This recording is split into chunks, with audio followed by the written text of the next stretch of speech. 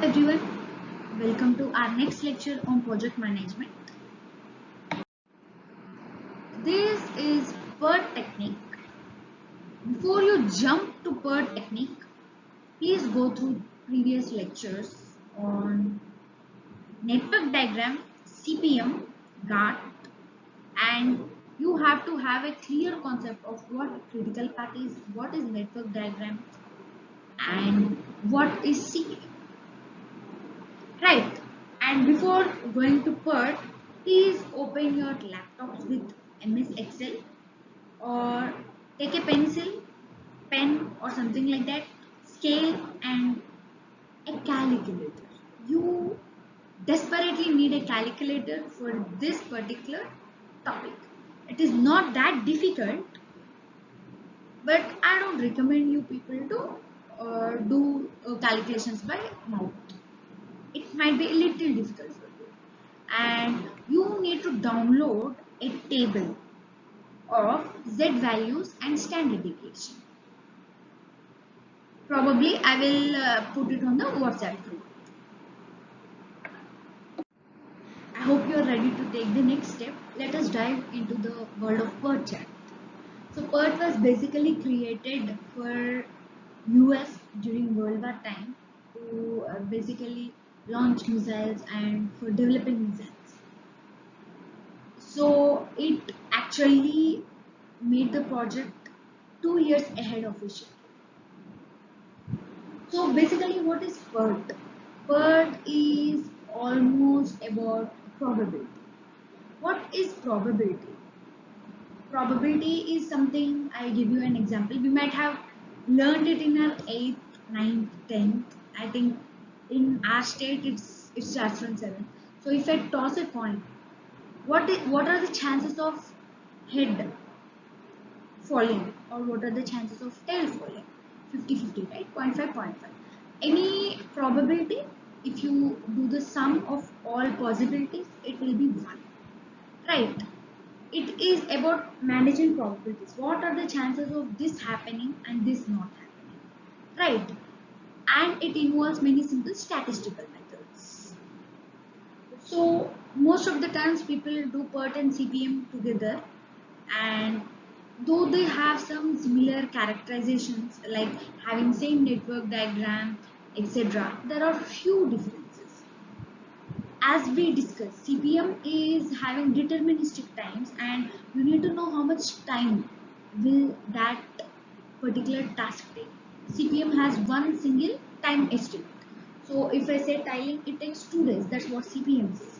But PERT is basically about probability. The chances of finishing on time.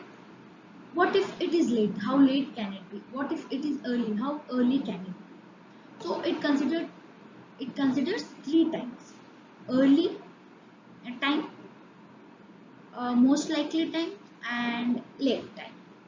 So how late can it be finished without delaying the project end? How early can it be done? And what is the most likely time? Right, we'll discuss that in later steps. So just like other techniques, you need a WBS and you need to make your network diagram.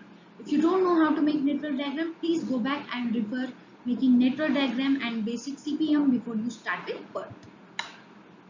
So here you generally represent node with an event and activities on the arrows. So the number of activity number and the time comes usually on the arrows. Or you can do your normal critical path method and note your critical path. Basically, you have to know your critical path. You can get it either by GART or by CPM, or you can start calculating the earliest time and latest time for each activity and do the subtraction. So as we discussed, there are 3 estimation times here. Optimistic estimation, the fastest time I can finish an activity. So I'm assuming all my resources are readily available for me and all the predecessor activities are properly completed and I can directly do my activity without any delay. That is, say for example, I have all the works done, I have all the works plotted and I need to take print. So that is optimistic activity. Likely is basically what is the likeliest time which you estimate for your project to be done. And pessimistic, what is the maximum time you require for the project to be done. So you can think about reworking on some redos, not able to plot some kind of errors, or the printing shop not opening on time, something like that. So what is the most pessimistic time estimate, what is the most optimistic time estimate, and what is likely to happen? Right, you have three time estimates here. In CPM you have one time estimate, here you have three time estimates, right? So we are going to take weighted averages. So we are going to consider, as we discussed, three time estimates: optimistic, pessimistic, and likely time. Whereas in CPM we consider only one, right? When we are considering three, the most likely thing to happen is the most likely time estimate itself, right? And we are giving slight chance for optimistic and pessimistic, slight and equal chance. So we are taking weighted average. That is, I am assuming that my likely time for my project to be finished in the time I think is the most likely is higher than my optimistic and pessimistic times. So I'll have optimistic time into 1 by 6 because that's what I'm assuming. 4 by 6 for time likely, 1 by 6 for optimistic, and 1 by 6 for pessimistic. So 1 by 6 optimistic plus 4 into, sorry, 4. There is some small mathematics involved in PERT as we discuss probability and statistics. So other unlike CPM which has one time estimate, PERT has three time estimate: optimistic time, pessimistic time, and most likely time, as we discussed in the earlier slides. So we are going to take a weighted average. I am assuming my likely time, my project to be finished in TM. Most likely time is 4 times more than the chances of my project being finished in optimistic and pessimistic. But I'm not assuming it will be finished only in the most likely time. I'm giving a little chance for my optimistic and pessimistic ideas. So this is how I'm giving optimistic 1 by 6, pessimistic 1 by 6, and likely 4 by 6. Right.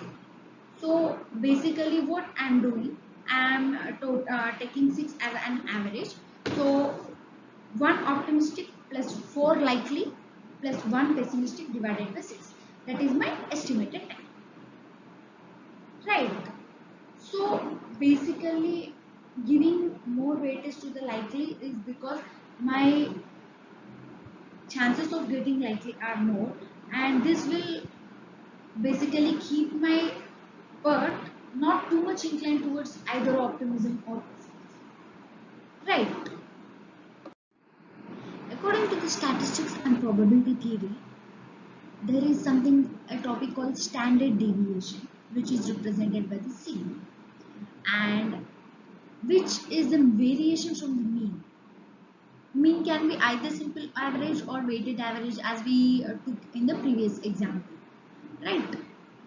Low sigma means the spread, this is the spread, is low, and sigma value being high, the spread is high, and mean is basically at this point. Right, the higher we will be calculating standard deviation, and we use this to calculate the probability of that activity happening, right? And the higher probability, the chances of the activity being done in that particular time is high. The lower probability, the chances are low. So we are going to have variance, the formula for the variance. Variance is the pessimistic time minus optimistic time square. This is how you represent square in your Excel. That's the reason I gave you this, right? Pessimistic time minus optimistic time whole square by 6 square. Right. So After that, when you get the variance, your project will be plus or minus the estimated time of the critical path plus or minus variance. So we'll go step by step. Right, first we are going to construct network diagram which we are confident with. Then we are going to calculate TA, which is the weighted average, and sigma square, which is your variance, using the two formulas which we previously discussed. Then we are going to determine the critical path. You can do this by subtracting your late start and early start. You can do this by using your Gantt chart which you already prepared, or CPM. Whatever the method is, you should know what is critical path, as in 1 2 3 8 9 10 kind of. I don't remember the previous example per se, so check your notes and make a note of your critical path. Right, after that you are going to calculate the total of TA on critical path. You are going to calculate the total time required only for the critical path. Right, same you are going to calculate sigma square only for the critical path. Right, the first TA for critical path is the approximate time taken to complete your project, and sigma square is variance plus or minus sigma square. So the total time will be TA plus or minus sigma square approximately. Right, then you will calculate the standard deviation of the project, which is square root of variance, that is root sigma square. Root and square get cancelled, so sigma will be left. Right, then you are going to calculate the project completion time using normal distribution. For this, using normal distribution, normal probability distribution, you need to have the chart of z values. So if you notice, there is a slight variation in the question. Instead of having one time column, you have three time columns. This is the optimistic, this is most likely, and this is pessimistic time. After that, you have the formula. TA is equal to TO plus 4TM plus TP divided by 6. The formula has been cut. There is some divided by 6 here. And then you have sigma is equal to TP minus TO divided by 6 whole square. Right. So using that and substituting these values in this formula, you get your total. And the ones highlighted are my critical path 1 3 5 7 8 9 and 11. So I did the sum of the things which are highlighted in the yellow, total TA and total sigma square.